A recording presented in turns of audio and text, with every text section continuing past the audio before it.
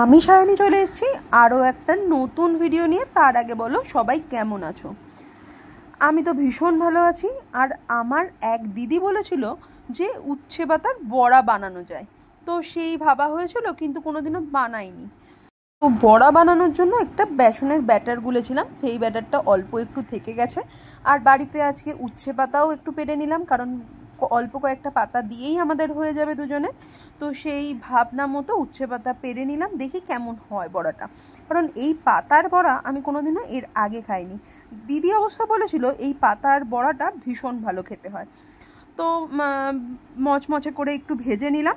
ভেজে নেওয়ার পর গরম ভাতের সাথে সার্ভ করে দেওয়ার পালা।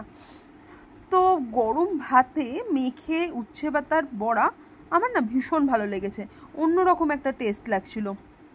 এর আগে আমি শিউলি পাতার বড়া খেয়েছি বা হিংচে সমস্ত বড়া খেয়েছি। উচ্ছে পাতার এই বড়াটা কিন্তু আমি ফার্স্ট টাইম বানালাম এবং বানিয়ে ট্রাই করলাম। আমার তো বেশ ইউনিক লেগেছে, মানে গরম ভাতের সাথে দুর্দান্ত চলে যাবে। তোমরা কি উচ্ছে পাতার বড়া বানিয়েছো? যদি না বানিয়ে থাকো অবশ্যই একবার ট্রাই করো। আর রেসিপিটা কেমন লাগলো জানিও।